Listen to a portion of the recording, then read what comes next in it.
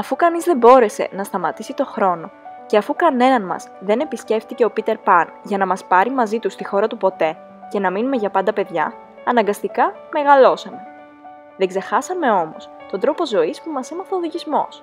Κάνουμε καθημερινά πράξη τις αξίες του, ακόμη και ως ενήλικοι. Ο κάθε πάλε ποτέ μεγάλος οδηγός ασκεί το επάγγελμα που έχει επιλέξει, όπως θα εκτελούσε την υπευθυνότητα και την υπηρεσία του στην ομάδα ή σε κάποια κατασκήνωση. Τον βαραίνει η αίσθηση της ευθύνης για το αποτέλεσμα, το οποίο πάντα αποτελεί μείγμα γνώσεων και δημιουργικότητας. Έμπνευσή του κάθε τραγούδι και παιχνίδι που χάρηκε τότε.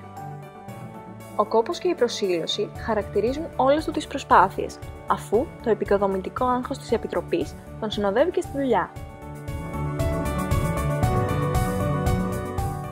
Η ανησυχία της υπεύθυνης φαρμακείου για τη σωστή περίθαλψη του χτυπημένου παιδιού παραμένει αμύωτη για τη γιατρό που σήμερα ασκεί το λειτουργήμά της στην πλέον εξελιγμένη του μορφή.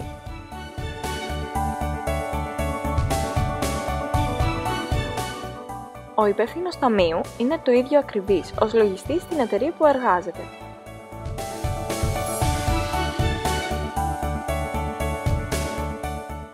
Εκείνη η μεγάλη οδηγός που με κάθε ευκαιρία μαγείρευε τις λιχουδιές της για όλους μας, είναι πια μια καταξιωμένη σεφ που διαπρέπει πλέον στο δικό της εστιατόριο. Η σχολαστική γραμματέας της ομάδας, που ονειρευόταν να γίνει στέλεχος, τελικά έγινε, αλλά σε μια μεγάλη επιχείρηση.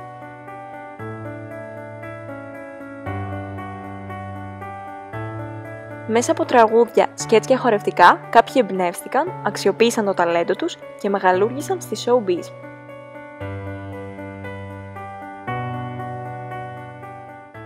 Η υπεύθυνη εστίας που γέμιζε τους τοίχους με τις καλλιτεχνικές της ανησυχίες, τώρα διεκδικεί δικαίως με το ταλέντο και την υπομονή της την τύχη του Πικάσο.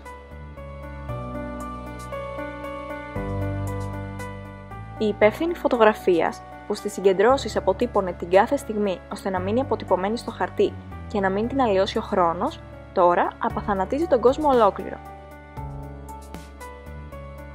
Και πόσες ακόμα υπευθυνότητες, πόσοι μεγάλοι οδηγοί και πόσες βαθιά χαραγμένες αναμνήσεις. Όλες οι εμπειρίες μας εφόδια. Πράγματι, θα μπορούσαμε να τα πάρουμε και από αλλού. Εγώ όμως τα πήρα από τον οδηγισμό.